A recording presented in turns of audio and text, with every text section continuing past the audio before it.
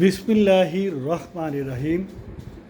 সম্মানিত দর্শক শ্রোতা, বিশেষ করে আমার ফেসবুক ফ্রেন্ডস এবং ফলোয়ার্স বৃন্দ, আসসালামু আলাইকুম। আপনাদেরকে জানাচ্ছি পবিত্র ঈদুল আজহার শুভেচ্ছা। আশা করি সকলে ভালো আছেন।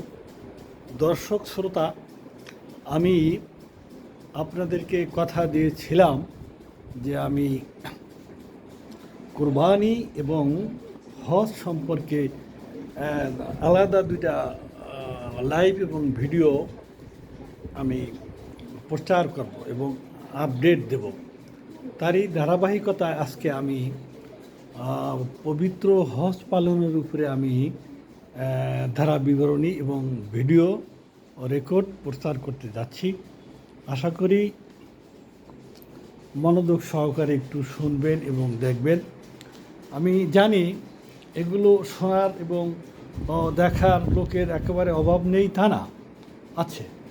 কিছু লোক তো অন্তত দেখবে, যে দুইটা পাঁচটা লোক যদি আমার এই ভিডিওটা দেখে এবং শোনে এবং এর ঐতিহাসিক তথ্যগুলো যদি একটু বোঝার চেষ্টা করে এবং স্মৃতিচারণ করার চেষ্টা করে, আশা করি আমিও লাভবান হব এবং যারা শুনবেন তারাও লাভবান হবেন বলে আমার দৃঢ় বিশ্বাস।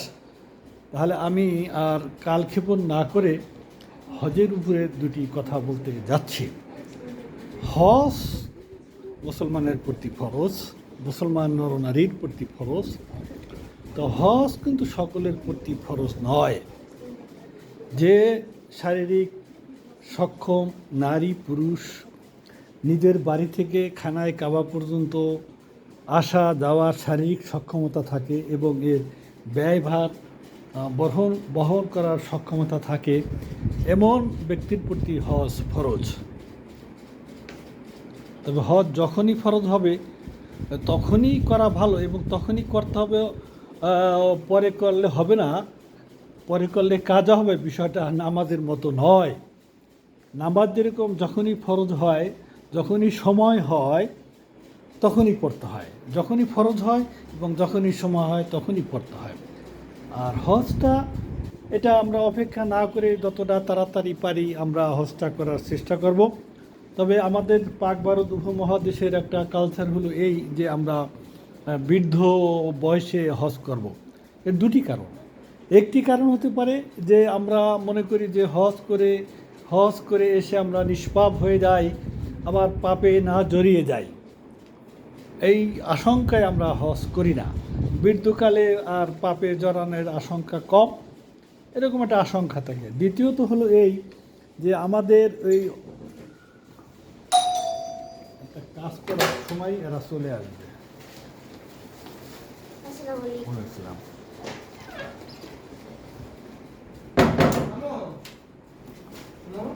দ্বিতীয় কারণটা হয় এই, যারা মধ্যবিত্ত লোকের, তারা চিন্তা করে যে আমাদের এই কি বলা হয়, কম বয়সে আয় অল্প থাকে, খরচটা বেশি থাকে, ছেলে মেয়ে লেখাপড়া, বিবাহ শাদী, অতএব আমরা টাকা পয়সায় সেইভাবে আমরা সচ্ছল হয়ে উঠি না।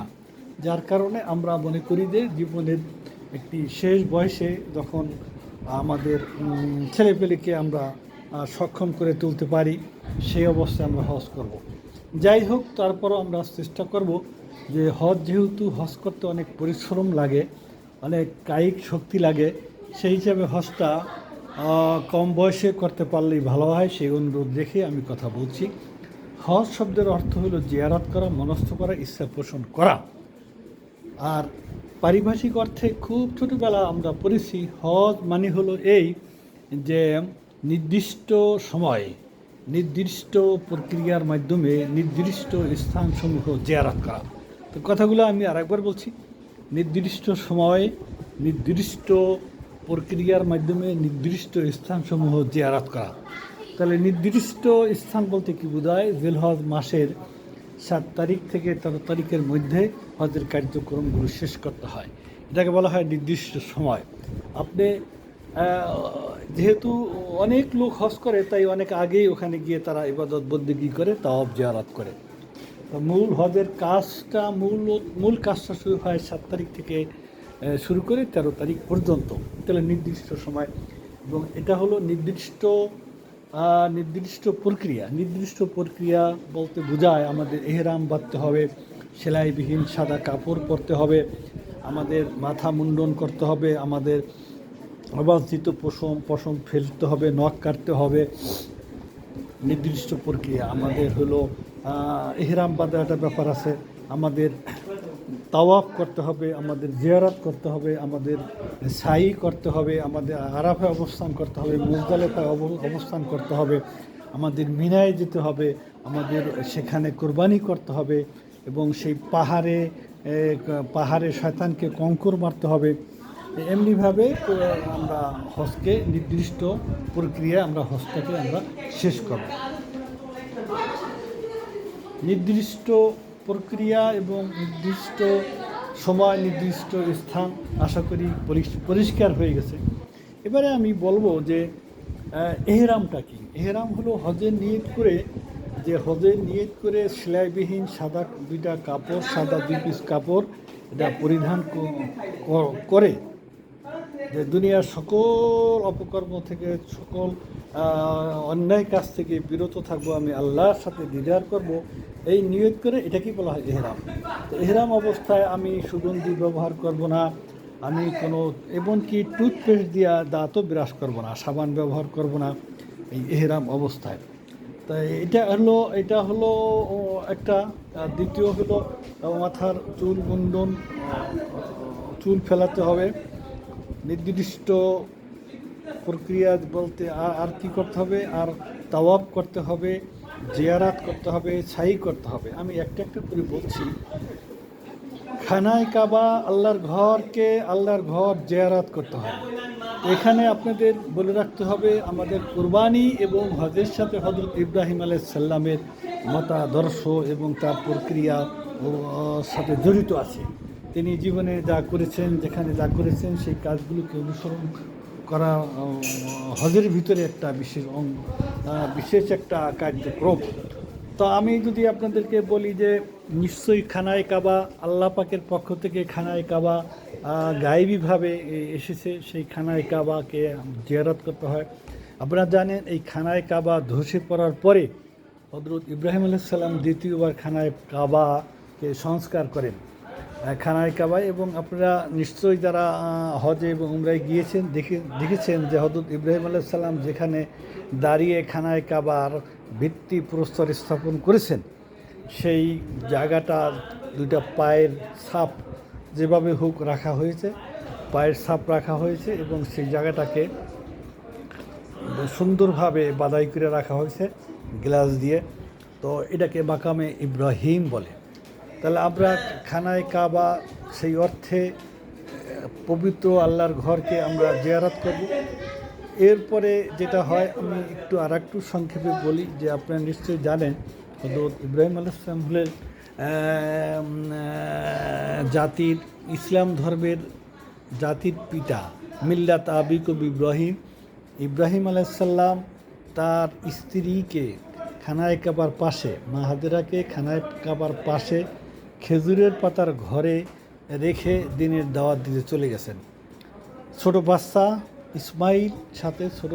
ইসমাইল এবং তার বাসায় খাবার নেই, খাবারে পানির তৃষ্ণা ছটফট করছেন। হযরত মা হাজেরা রাদিয়াল্লাহু তাআলা আনহা তিনি হযরত ইব্রাহিম আলাইহিস সালামের খোঁজে, ইব্রাহিম আলাইহিস সালামের সন্ধানে তিনি, আপনারা নিশ্চয়ই লক্ষ্য করেছেন যে খানায় কাবার পাশেই সাফা এবং মারওয়া পাহাড়, বেশি কাছে সাফা, পরবর্তীতে একটু দূরে মারওয়া।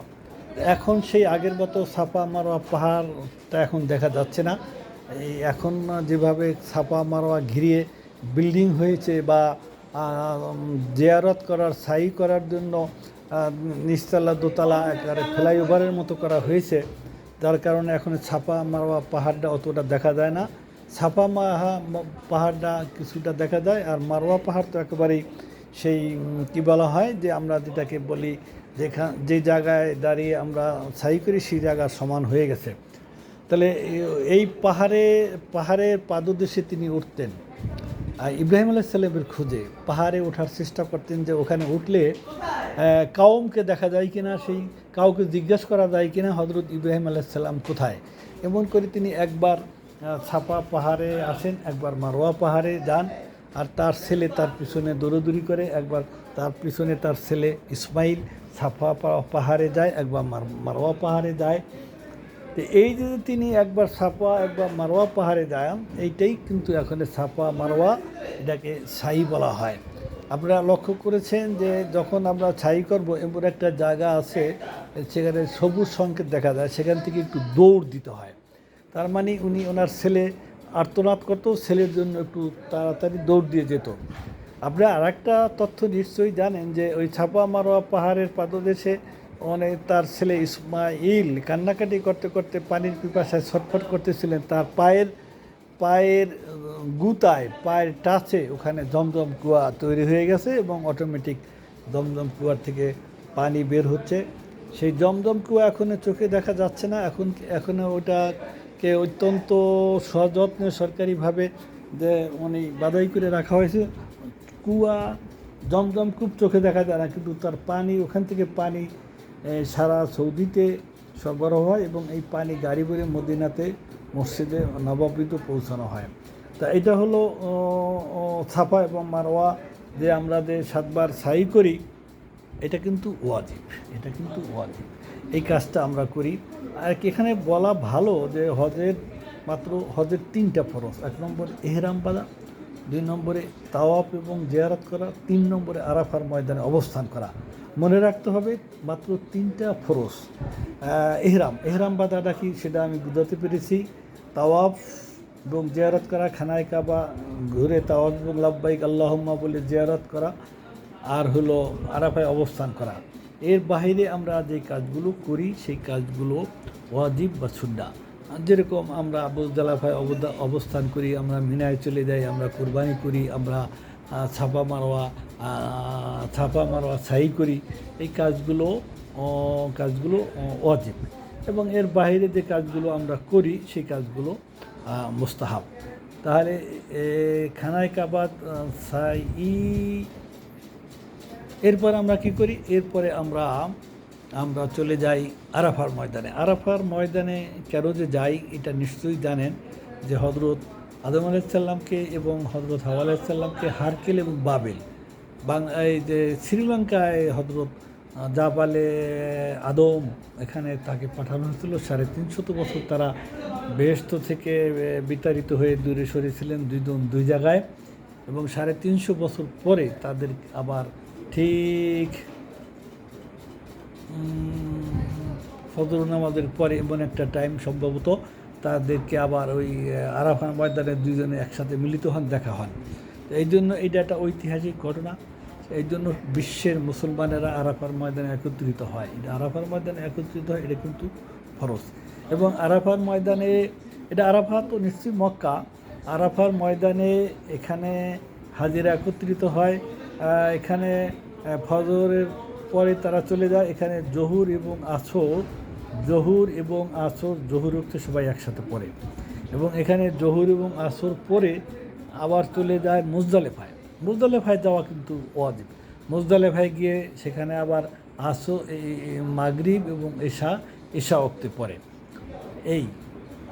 তারপরে যে কাজগুলো করে সেটা হলো মুজদালেফায় যায়, আরাফায় যায়, এখানে তারপরে হলো মিনায় চলে যায়, মিনায় গিয়ে কোরবানি দেয়।